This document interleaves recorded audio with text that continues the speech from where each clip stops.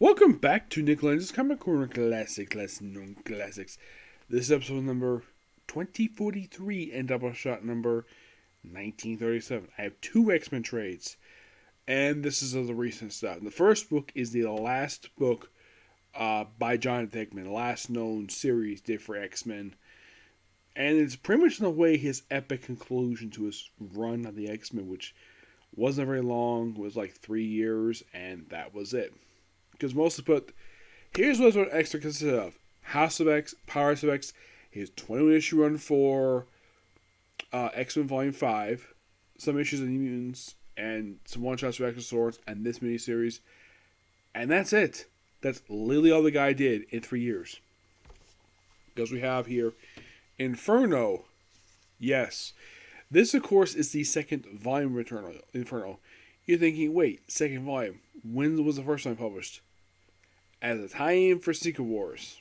Yep. This book, despite being called Inferno, has nothing to do with the original event. Nope. It has... Now, from what I've heard, there actually was different plans for this particular miniseries.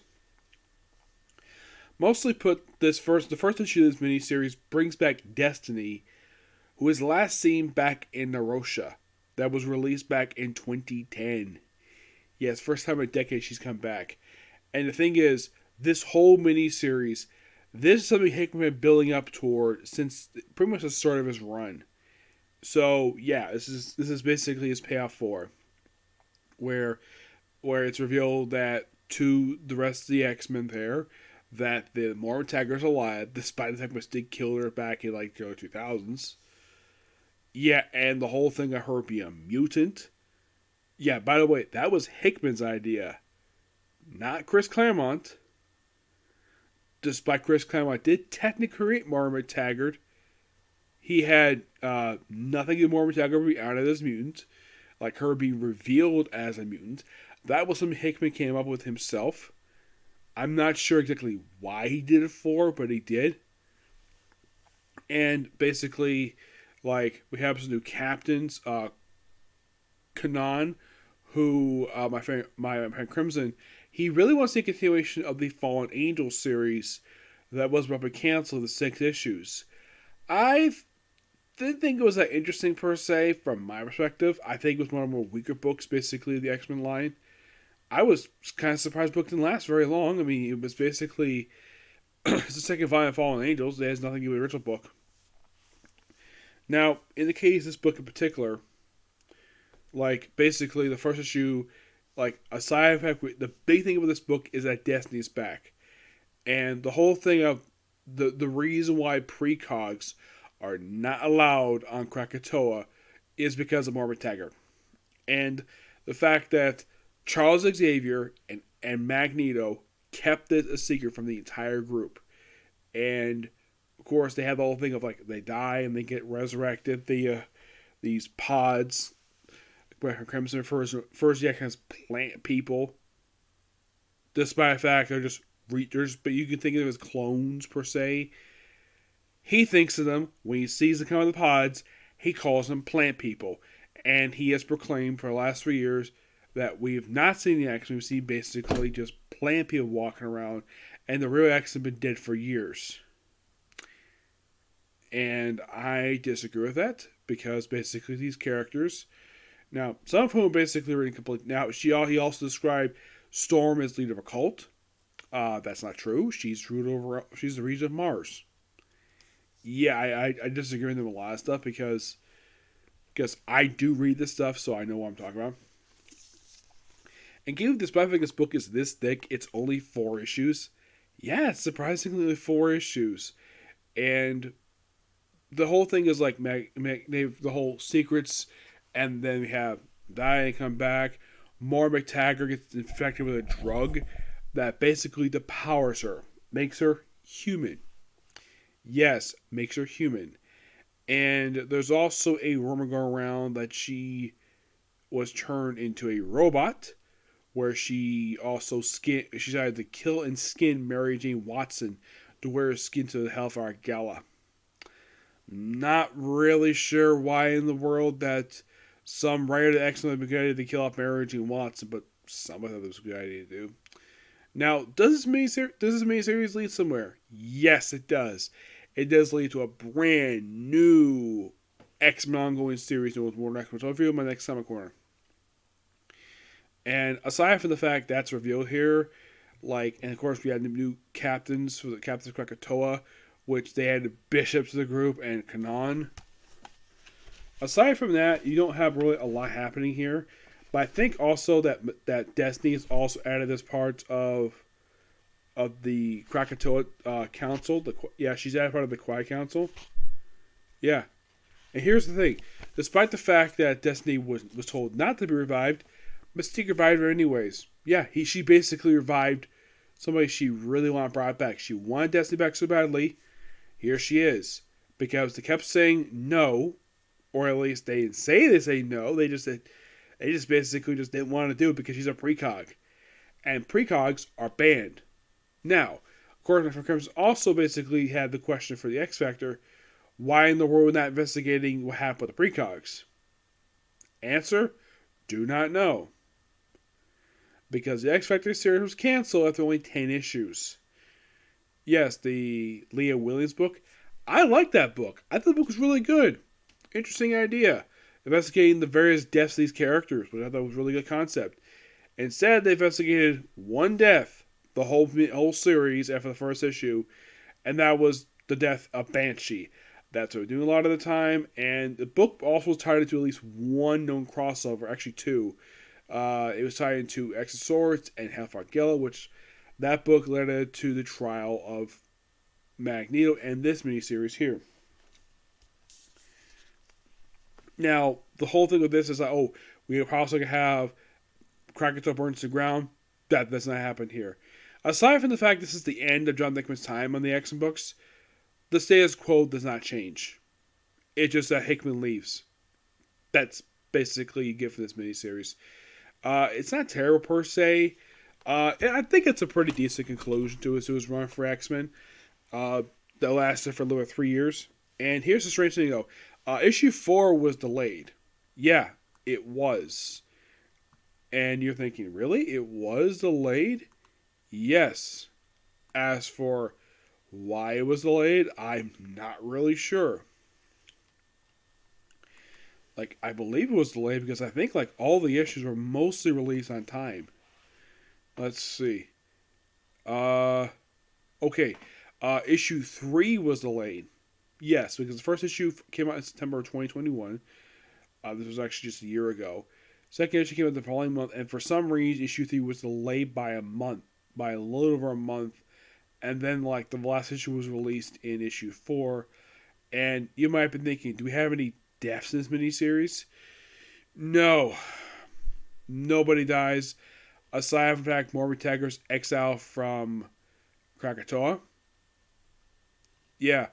Aside from the fact she's basically exiled. Oh, they do bring back the Stepford Cuckoos. Yeah, they're basically revived this miniseries. You think, really? Oh, yeah, really. They basically revived them. They did for years. Mm-hmm.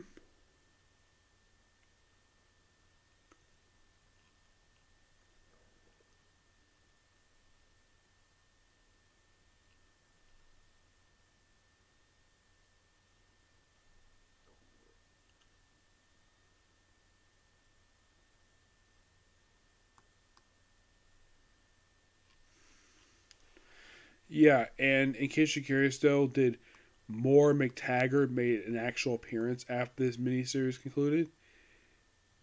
Yes. In a few of the miniseries, basically X Deaths Wolverine, Lives Wolverine, the first issue of the Gant miniseries, which basically Spillover Moore's past, issue of More X-Men, Amazing Spider-Man, some stuff with AXE Judgment Day, and that's simply it for her. Now, as for how I feel about the John Hickman book for X-Men, his run for his era for X-Men, I do appreciate the fact it's different. It may not be the same X-Men people are familiar with, but I enjoy this stuff. I really do.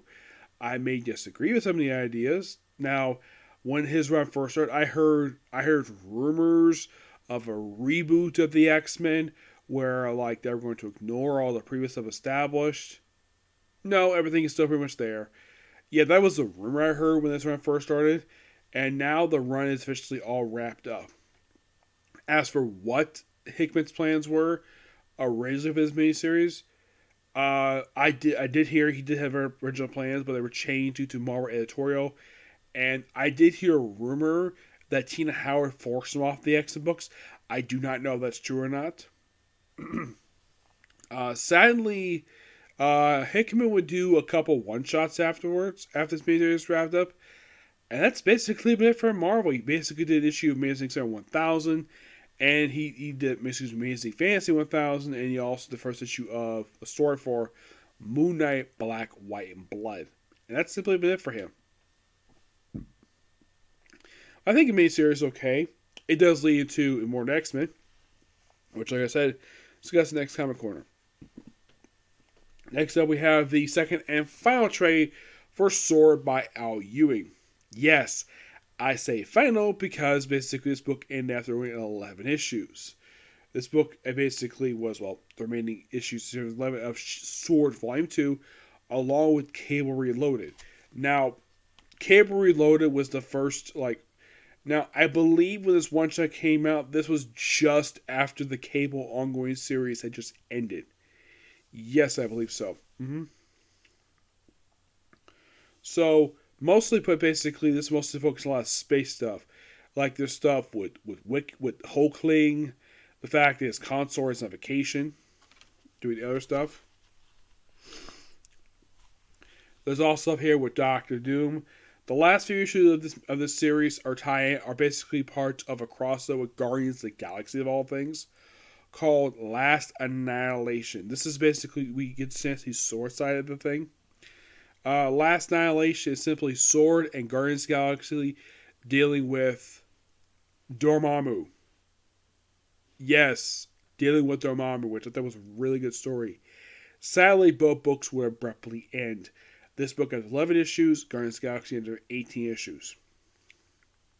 Of course, Cable Reloaded is part of that event. This book is just really good. I love it. The artwork, of course, we have 7 artists, and we have S.W.O.R.D Castelli issue 7. Is done by Gula Veloa. 9 through 11 is done by Jacob Cuscali. Cable Reloaded is done by Bob Quinn. Oh, I forgot to mention the artist for Inferno. Yes. The artists for Inferno are basically just one. Issue 1 basically is Valerio Scinti. 2, it's Silva Castelli. For 3, it's R.B. Silva Castelli, and Velocelli. And basically, the following issue, just 2 of those 4 artists. 3 artists, excuse me. Yep. But the book does end with basically Abigail Brand shoving Henry Peter Gabriel out into space. Yep, that's how the end of the S.W.O.R.D book is basically having him shove out into space. And supposedly dying. And that's it for that one. There's also here. They do bring up this series. They do bring up Alpha Flight in here. They're still active. This fact they didn't really do anything at all. Now this is a good book altogether. I give the book a 9.5 out of 10. Final thoughts on Al Ewing's S.W.O.R.D. I definitely think it was a good series. I definitely do agree the artwork is a lot better in this book than the original book by Kieron Gillen. Yes, Kieron Gillen wrote the very first miniseries. He wrote the first series for S.W.O.R.D, which got canceled after only 5 issues. I'm not kidding about that. 5 issues, it was done. This book, when I heard this book was coming back, okay. And the fact Al Ewing was there, okay, you have my attention. And I was worried that the book might cancel again after 5 issues, like the first volume did. Nope. Went to 6, 7, okay, 8, 9, 10, and 11 final issue. I don't know the reason for the cancellation of the series, because the series only lasted for barely a year, and like, here's the weird thing though. S.W.O.R.D has not been active in the Marvel book since this book ended. Mm-hmm.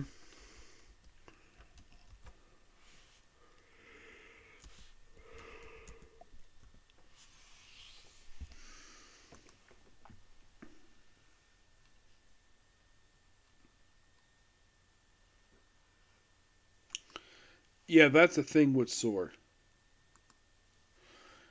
And here's something very interesting though. The 11 issues this book was publishing for. Oh, it is from Interesting. Okay, so apparently Al Ewing decided to continue the story for this book, X-Men Red. No, seriously. Yes, they're basically the main feature of X-Men Red.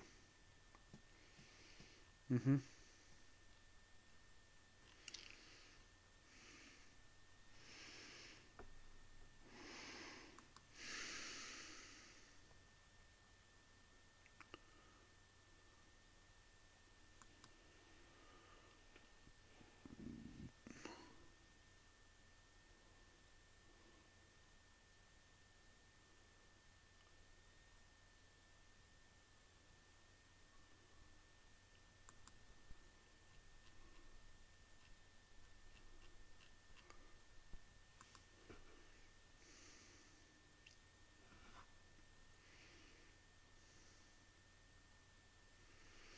Yeah.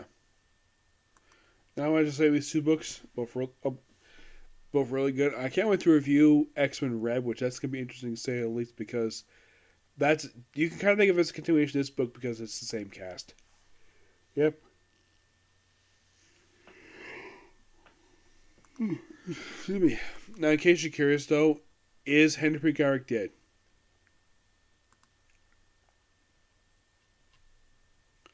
Oh yeah, he's dead. He's officially dead now. Mm-hmm.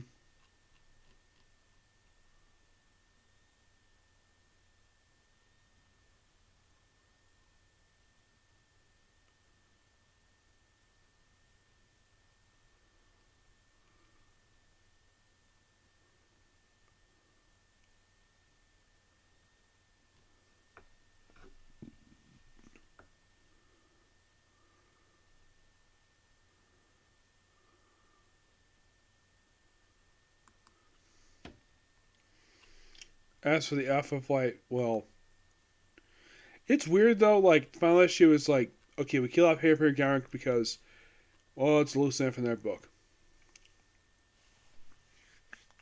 Oh, and sadly, this book will be the last time we see the Alpha Flight program because they're not features since then. It's kind of like for them, it's like, oh, we have a feature mostly in Captain Marvel and other books, and now we're just featuring him in S.W.O.R.D, which got canceled. Sadly enough. Okay, so that's gonna be pretty much it for Sick Love You. Uh, and I have no more videos tonight, so see you all tomorrow for hopefully some more videos. Okay, next video. Bye.